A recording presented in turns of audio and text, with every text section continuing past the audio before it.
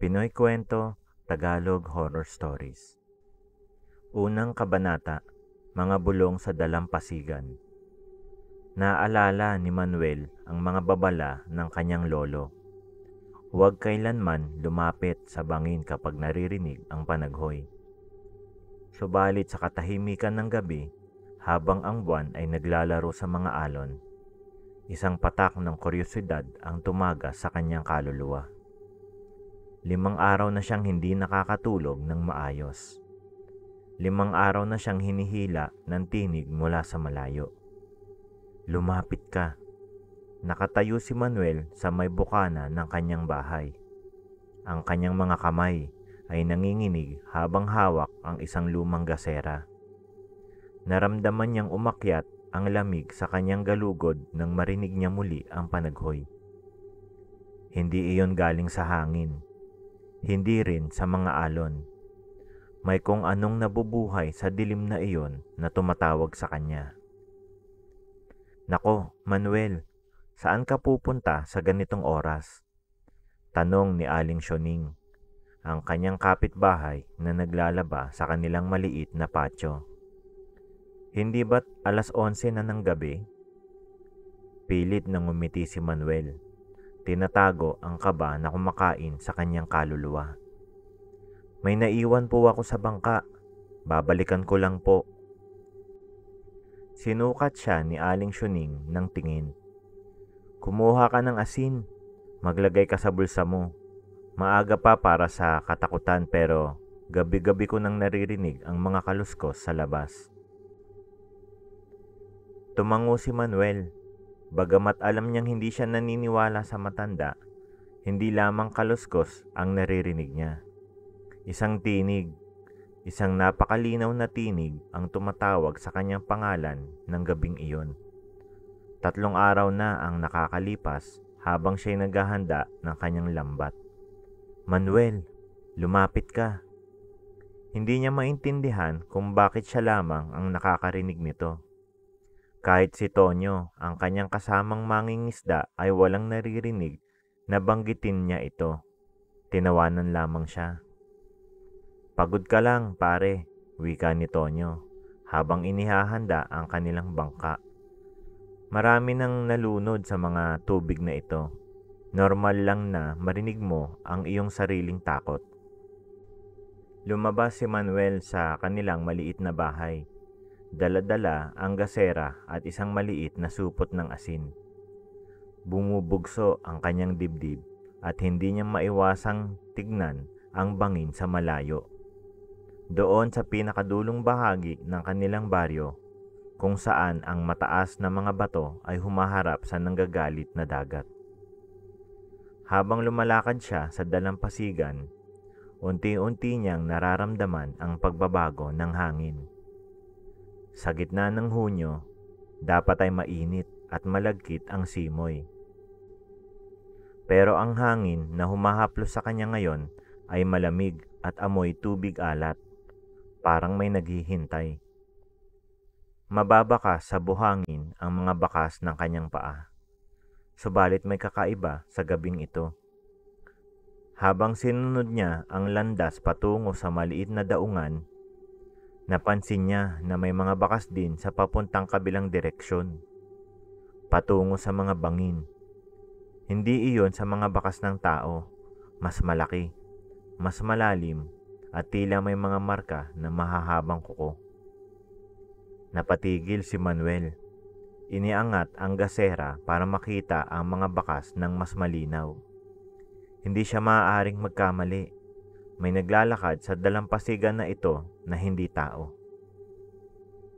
Sinalubong siya ng mga alon ng dagat na dati tahimik na humahampas lamang sa mga pampang. Ngunit ngayon, para bang may ritmo ang kanilang pagbagsak. Para bang may hininga silang sinasabayan. Sino ka? Bulong ni Manuel sa kawalan.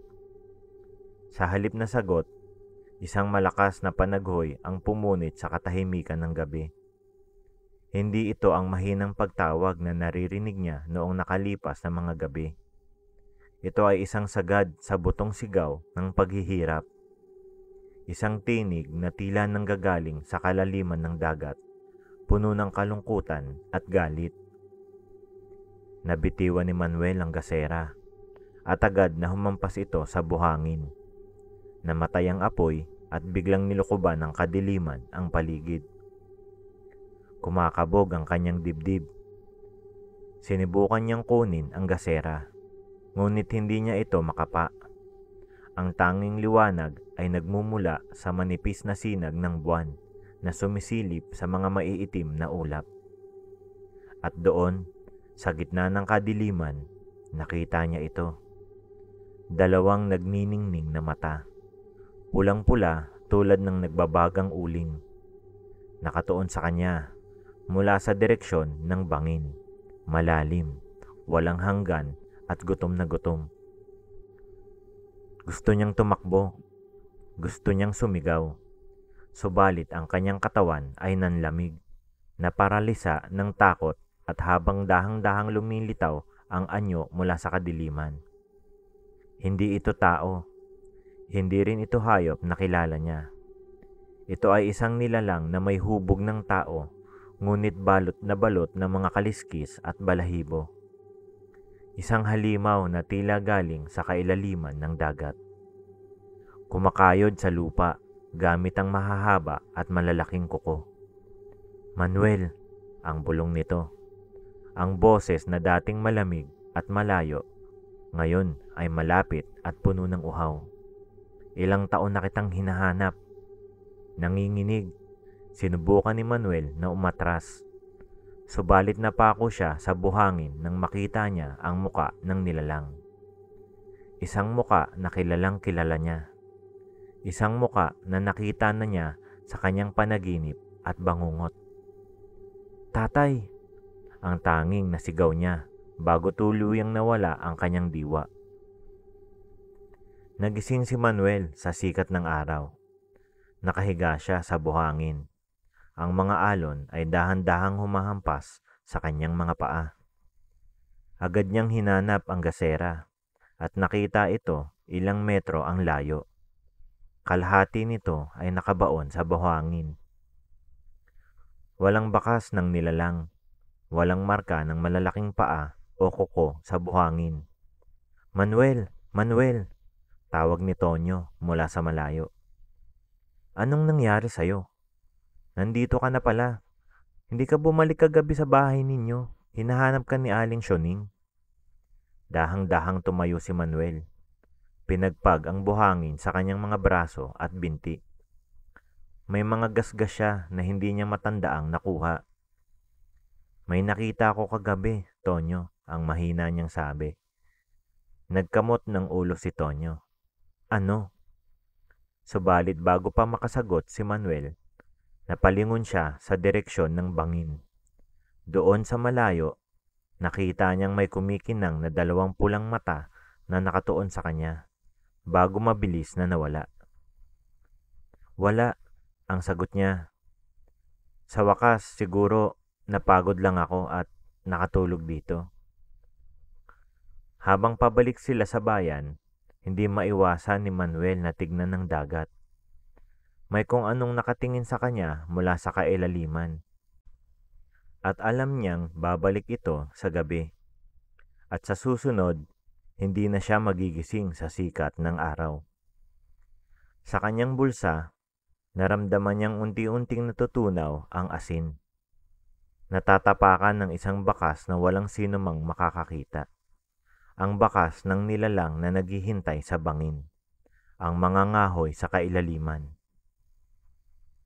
Hoy, Manuel, bakit parang lutang na lutang ka na naman? Tanong ni Jello habang nagsiset up sila ng kanilang fishing equipment. Si Jello ay 19 years old. Ay isa sa mga pinakabata sa kanilang grupo ng mangingisda. Mahilig sa sokmed at laging may selfie. Kabaliktaran ni Manuel na mas tradisyonal pa rin ang pananaw sa buhay. Wala, puyat lang, sagot ni Manuel habang inaayos ang lambat. Hindi niya masabi kay Jello na magdamag siyang gising. Hinihintay na bumalik ang nilalang. 3 gabi na siyang nagbabantay. nakaupo sa harap ng kanyang kwarto. Hawak ang isang espada ng kanyang lolo at isang bag ng asin. Puyat ka kasi kakapanood ng horror movie sa Netflix, no? Biro ni Jello. Sabay labas ng smartphone para mag-video. Hey mga ka-TikTok, day in the life of a fisherman. Kung alam nyo lang kung gaano ka-scary ang dagat minsan, may urban legend nga dito sa amin. Tigilan mo nga yan, sigaw ni Manuel. Medyo mas malakas kaysa sa kanyang inaasahan. Nagulat si Jello at agad ibinaba ang phone. Huy, chill ka lang tol, triggered ka ata, sabi ni Jello. Halatang nagtataka sa biglang pagbabago ng mood ni Manuel. Hindi sumagot si Manuel. Sa halip, tumingin siya sa kanyang phone kung saan nagpop-up ang notification ng kanyang FB Messenger. Ninya, kamusta ka na? Nakita ko si Tonyo kahapon. Sabi niya, napansin ka raw na naglalakad mag-isa sa dalampasigan nung nakaraang gabi. Okay ka lang? Mabilis na tinype ni Manuel ang sagot. Okay lang ako, huwag kang mag-alala. Sure ka? Mula nung mawala si Tito Luis, feeling ko may tinatago ka na sa amin, sagot ni Ninya. Napabuntong hininga si Manuel. Si Ninya, ang kanyang pinsan, ay laging masyadong mapanghimasok sa kanilang buhay. Pero mula nang mawala ang tatay niya sa dagat 5 taon na ang nakalipas, si Ninya ang naging closest sa kanya. Bago pa niya maisip ang isasagot, isang message ang pumasok. Sabi ni Lola, may malaking bagyo na papasok. Huwag kang mangingisda ngayon. Please, Manuel. Bad vibes talaga ako. Masyado ng maraming fisherman ang nawawala dito sa atin. Napatingin si Manuel sa langit. Maliwanag pa ang araw, pero sa malayo nakikita na niya ang maitim na ulap na dahang-dahang papalapit. Jello, may sinabi ba sa inyo sa bahay tungkol sa bagyo? Tanong niya. Tumango si Jello habang nakatingin sa phone. Oo nga pala. Category 4 daw yung bagyo pero bukas pa naman yung dadating, sabi ng Pag-asa. Kaya okay lang muna tayo ngayon. Napatingin si Manuel sa malayo kung saan kitang-kita ang bangin. Napansin niyang may mga ibon na paikot-ikot sa itaas nito. Hindi pangkaraniwang dami ng mga uwak ang lumilipad sa lugar na iyon. Uuwi na ako, biglang sabi ni Manuel. Ha? Pero di pa tayo nagsisimula ah. May kailangan pa akong gawin. Kunin mo na lang yung lambat ko mamaya.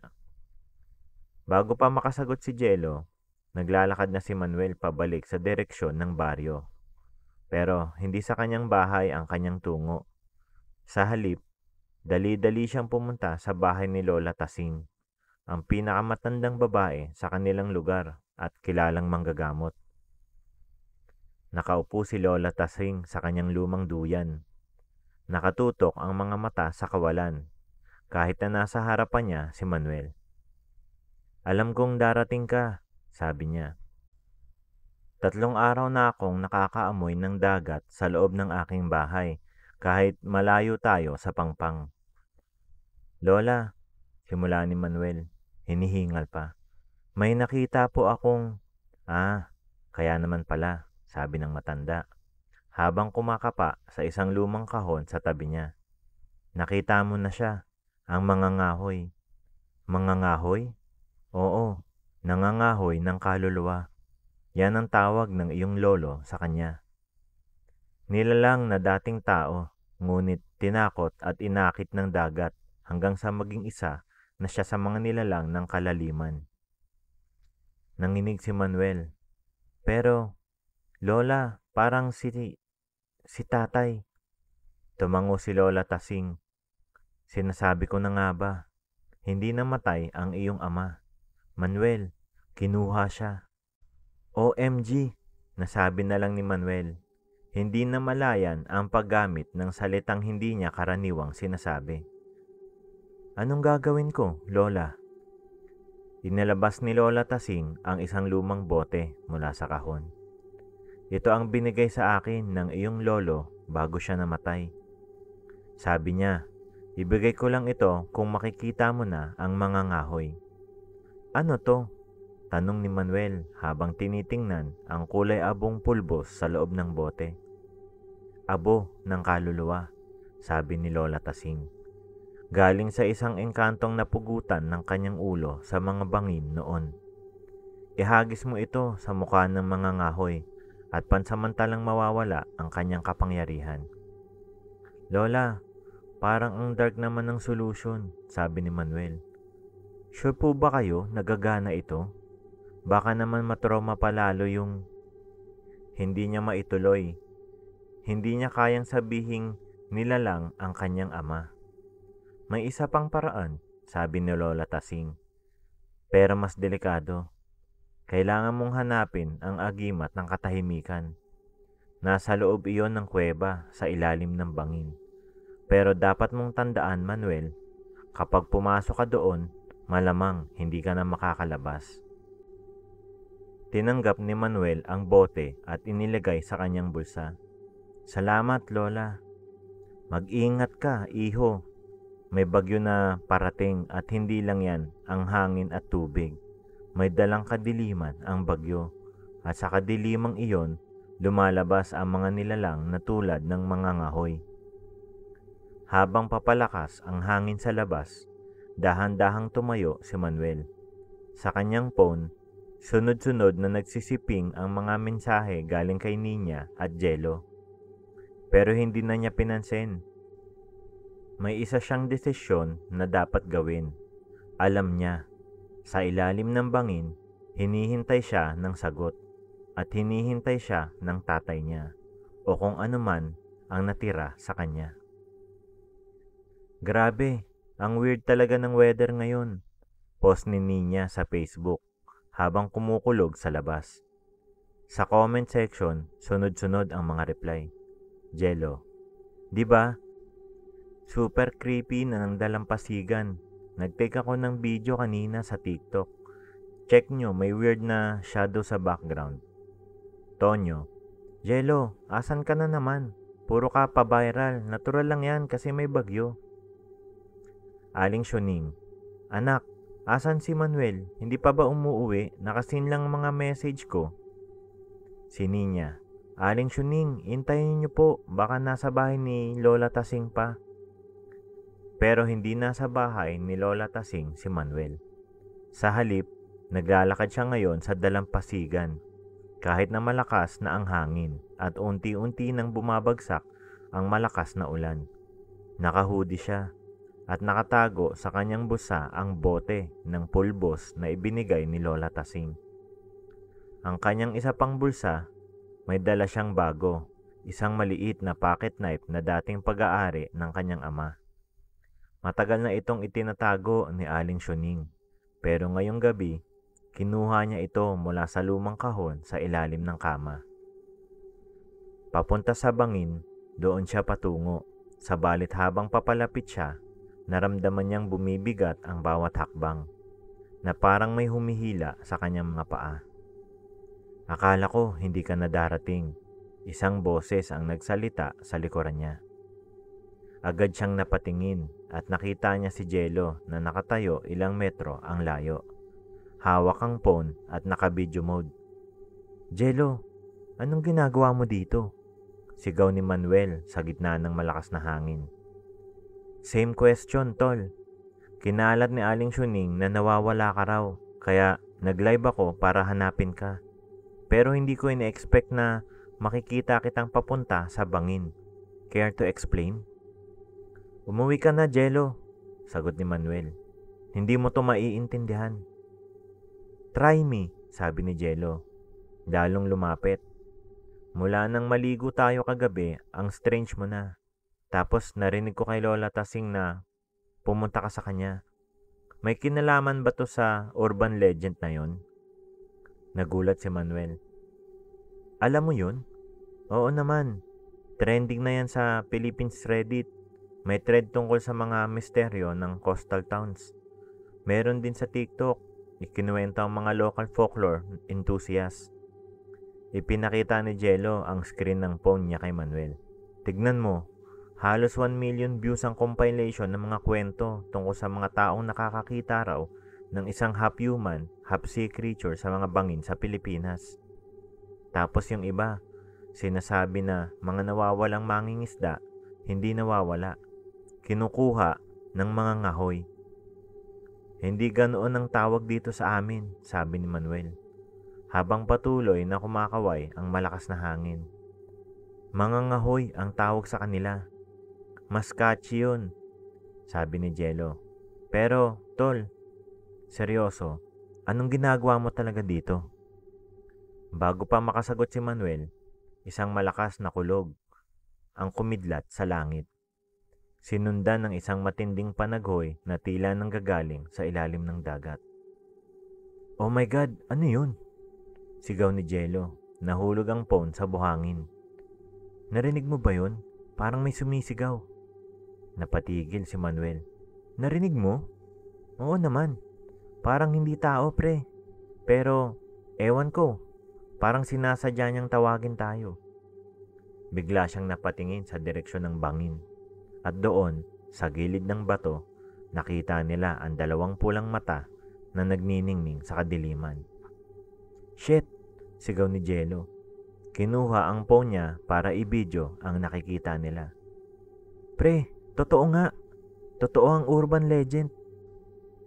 Pero nakita ni Manuel ang isang bagay na hindi nakikita ni Jello. Sa likod ng 2 pulang mata, may anino ng isang tao. Isang pamilyar na anyo na kumakaway sa kanya, na tila hinihintay siya sa tubig. Manuel, bulong ng boses sa hangin. Tulungan mo ako. Tatay, bulong ni Manuel pabalik. Hoy Manuel, sigaw ni Jello. Paano natin i-report to sa Coast Guard? Pre, dapat talagang ipakita natin to sa mga authorities. Sabalit wala nang pakialam si Manuel.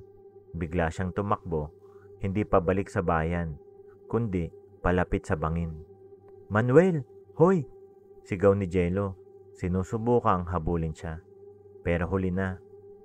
Kasabay ng isang malakas na kulog, nakita ni Jello ang kaibigan na tumalon mula sa bangin, patungo sa maalong tubig sa ibaba. At sa sandaling lumubog si Manuel sa tubig, isang matinding sigaw ang pumunit sa kalangitan. Isang sigaw ng paghihirap at pagdurusa. Ang tubig ay malamig. Mas malamig kaysa sa inaasahan ni Manuel. Pero hindi siya nalulunod.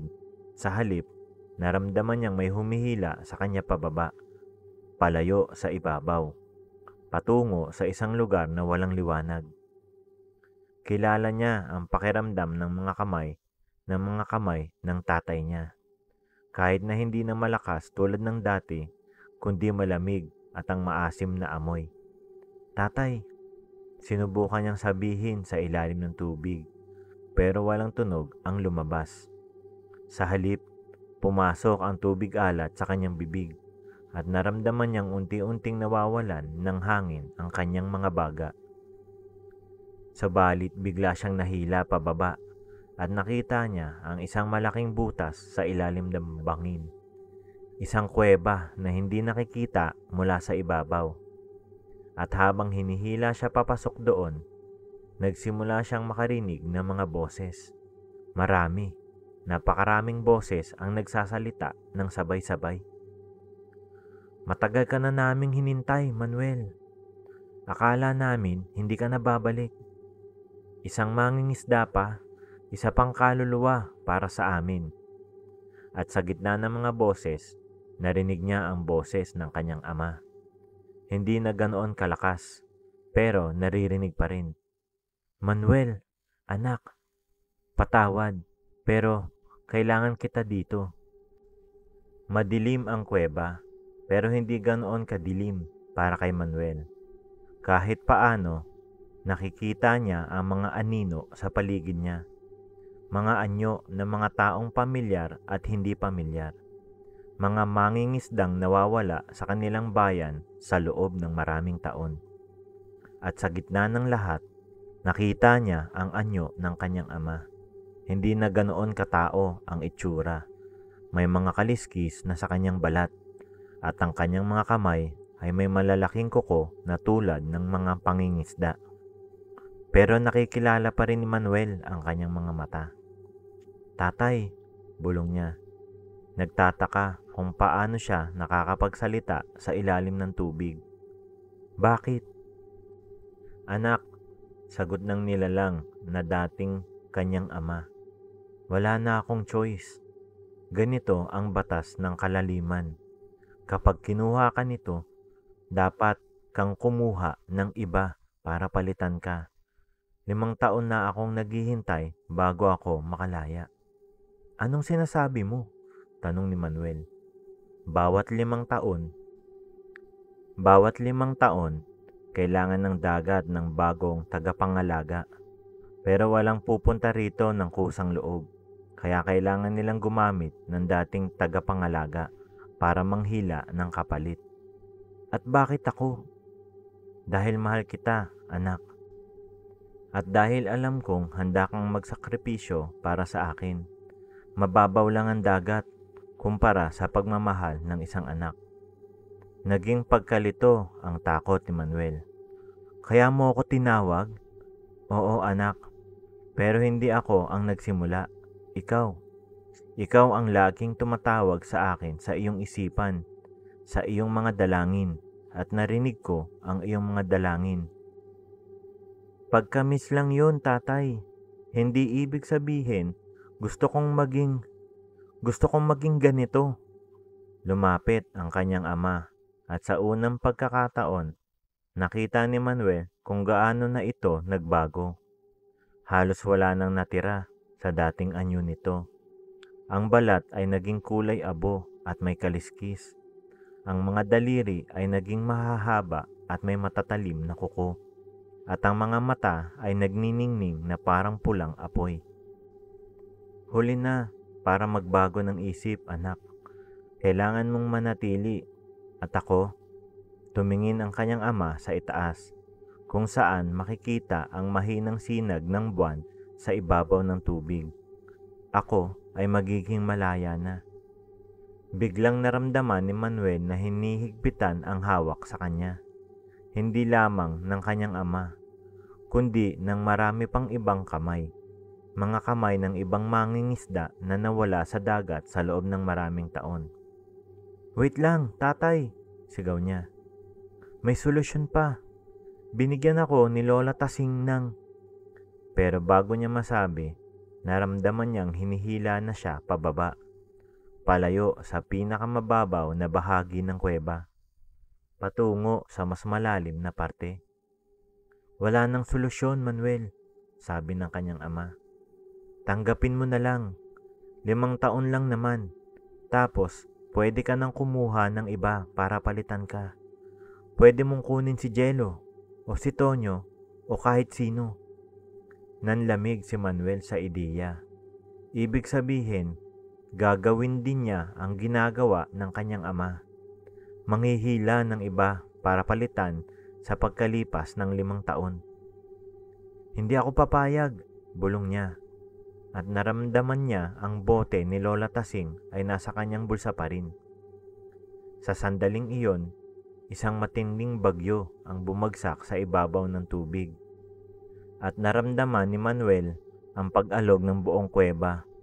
Bumukas ang kanyang bibig sa gulat at pumasok ang tubig sa kanyang mga baga. Naramdaman niyang unti-unti siyang nalulunod. At sa pagkalito at kawalan ng hininga, hinugat niya ang bote mula sa kanyang bulsa at binasag ito sa lupa ng kuweba. Isang matinding liwanag ang pumuno sa lugar, at ang pulbos na nasa bote ay kumalat sa tubig. At sa isang iglap, narinig niya ang matinding sigaw ng kanyang ama at ng lahat ng ibang mga anino. "Manuel, anong ginagawa mo?"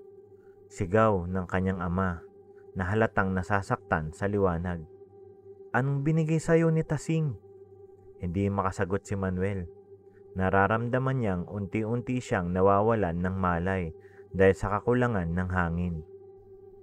Subalit bago siya tuluyang mawalan ng ulirat, naramdaman niyang may mga humihila sa kanya pataas. Hindi ang mga kamay ng mga nilalang, kundi isang mas malakas na puwersa na parang malakas na agos ng tubig. At habang paakyat siya, narinig niya ang huling sigaw ng kanyang ama. Ngunit hindi ito sigaw ng galit o paghingi ng saklolo. Ito ay isang sigaw ng relief, isang pag-amin na sa wakas tapos na ang kanyang pagdurusa. Manuel! Manuel! Gising! Naramdaman ni Manuel ang malamig na hangin sa kanyang muka. Nakapikit pa rin ang kanyang mga mata, pero naririnig na niya ang mga boses sa paligid niya. Pamilyar na mga boses na alam niyang hindi galing sa kailaliman. Oh my God! Buhay pa siya! Thank God! Sigaw ng isang babae. Si Nina. Bro, akala ko wala ka na, sabi ni Jello na halatang hingal na hingal. Pinagpray ko talaga na makasurvive ka. Dahang-dahang binuksan ni Manuel ang kanyang mga mata. Nakahiga siya sa buhangin at nakatitig sa kanya ang mga muka ni Nina at Jello at ilang mangingisda mula sa kanilang baryo. Sa malayo, nakikita niya ang mga ilaw ng rescue vehicles. May mga taong suot Coast Guard na papalapit sa kanya. Anong nangyari? Tanong niya. Nahihirapang magsalita dahil sa sakit ng kanyang lalamunan. Tinapon mo ang sarili mo sa bangin, sabi ni Nina, halos umiiyak na. Kung hindi pa nakita ni Jello, hindi namin malalaman na nandun ka. Tumingin si Manuel kay Jello na nakaupo sa tabi niya. Basang-basa at kumukulog ang mga ngipin. Sinundan kita pre, paliwanag ni Jello. Nakita ako kung paano ka tumalon, kaya tumawag ako ng tulong tapos sumunod ako. Swerte at nakita kita sa tubig, malapit sa may kuweba. Kuweba? Umupo si Manuel, parang nabuhayan bigla. Nakita mo ang kuweba? Oo, yung malaking butas sa may gilid ng bangin. Pero wag mo nang subukang bumalik doon na. Panganib ang lugar na yon, lalo na kapag may bagyo. Napatango si Manuel. Iniisip pa rin ang nakita niya sa ilalim. Totoong totoo ang pakiramdam noon. Ang paghawak ng tatay niya, ang mga tinig ng mga nawawalang mangingisda at ang pulbos ni Lola Tasing. Pinulot ko rin to, sabi ni Jello. Iniabot sa kanya ang maliit na pocket knife na dala niya kanina. Bakit ba dala mo to? Tinanggap ni Manuel ang pocket knife at napansin niyang iba na ito. Parang mas luma, may gasgas, at may nakaukit na pangalan sa hawakan. Luis Mendoza, ang pangalan ng kanyang ama. Pero hindi ito ang pocket knife na dala niya kanina. Ang kanya ay mas bago at walang nakaukit na pangalan. Tara na, sabi ng Coast Guard officer na lumapit sa kanila. Kailangan nating dalhin siya sa ospital para ma-check. Isang linggong lumipas matapos ang gabi ng bagyo. Tahimik at payapa na muli ang kanilang baryo na parang walang nangyari. Nagbalik na sa normal ang lahat. Nanonood ng mga vlogger online, naglalaro ng Mobile Legends at nagche-check sa mga bagong post sa social media. Lahat maliban kay Manuel. Aalis ka na talaga? Tanong ni Nina habang tinutulungan niya si Manuel na ayusin ang kanyang backpack. Hindi mo ba gustong tapusin muna ang college? Babalik din ako, sabi ni Manuel. Pero kailangan kong gawin to muna. Pangako, iniabot ni Nina ang kanyang pinky finger. Promise, sagot ni Manuel, nakipag-pinky swear. Sa labas ng bahay, naghihintay sina Jello at Tonyo. Hawak ang mga sarili nilang backpack. Ready na ba kayo? Tanong ni Manuel. Born ready, sagot ni Jello na halatang excited sa kanilang lakad. Inilabas ni Manuel ang pocket knife ng kanyang ama at tinignan ito. Let's go! Habang naglalakad sila palayo sa baryo, nakita ni Manuel ang bangin sa malayo kung saan siya tumalon noong gabing iyon. Lumulutang ang mga memorya sa kanyang isipan. Ang pagkakakita niya sa tatay niya. Ang kwento ng mga tagapangalaga. at ang matinding liwanag ng pulbos ni Lola Tasing. Pero isa pa ang bumabalik sa kanyang isipan, ang huling tingin ng kanyang ama bago siya tuluyang nahila pataas. Hindi iyon tingin ng galit o pagkainis. Iyon ay tingin ng pagmamahal at pagpapasalamat. Nakapag-research na ako tungkol sa mga coastal legends sa buong Pilipinas, sabi ni Jello habang naglalakad sila. At alam mo ba, may mga katulad na kwento sa Mindoro, Iloilo at sa may Batanes. Lahat tungkol sa mga misteryo ng kalaliman at mga tao na naliligaw sa dagat. Pero karamihan sa mga yan, urban legends lang, sabi ni Tonyo, na medyo skeptical pa rin. Para sa akin, swerte lang talaga na nakuha ka ni Jello sa tubig bago tuluyang malunod. Hindi umimik si Manuel. Malalapit na sa daungan kung saan nakaparking ang bangka ni Tonyo. Okay lang ba kay Aling Syuning na aalis ka? Tanong ni Jello. Mas okay na sa kanya, sagot ni Manuel. Naiintindihan niya na kailangan kong gawin ito. Noong gabing iyon ng bagyo, nang mailigtas siya ni Jello, kinabukasan natagpuan nila ang katawan ng tatay ni Manuel na lumulutang sa dagat. 5 taon matapos siyang mawala. Bigla na lang siyang bumalik. Hindi maintindihan ng mga tao kung paano nangyari iyon, lalo na't ang katawan ay halos hindi pa rin nabubulok, na parang kailan lang ito namatay. Pero alam ni Manuel ang katotohanan. At alam niya din na mayroong iba pang mga mangingisda sa ibang lugar na maaaring kinuha ng kalaliman. Stream ko ba to? Sabi ni Jello habang inilalabas ang kanyang phone. Isang expedition para hanapin ang katotohanan tungkol sa mga nawawalang tao sa dagat. Maaaring walang credibility pero worth it to i-document.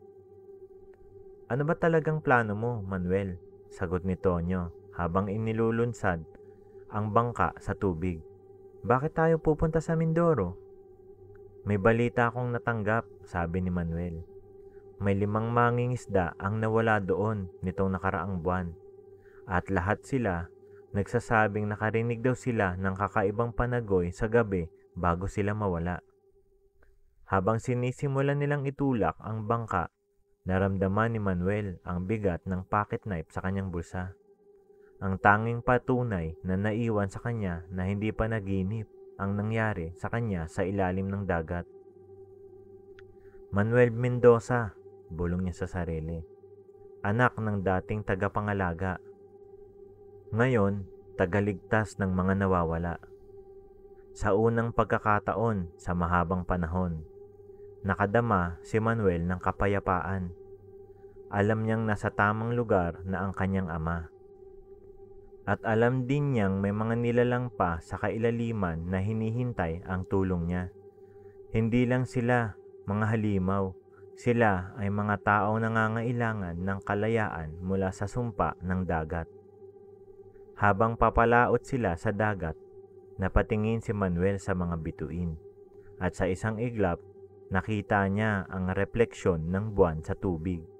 At sa loob ng refleksyon na iyon, parang nakita niya ang muka ng kanyang ama na ngumingiti sa kanya mula sa kalangitan. Tatay, bulong niya. Tapusin ko lang to, tapos alam kong masaya ka na. Tumingin si Manuel sa direksyon ng Mindoro, kung saan hinihintay siya ng isa pang mangangahoy ng kalaliman at ang mga kaluluwang kailangan niyang iligtas. Wakas, maraming salamat sa inyong pakikinig.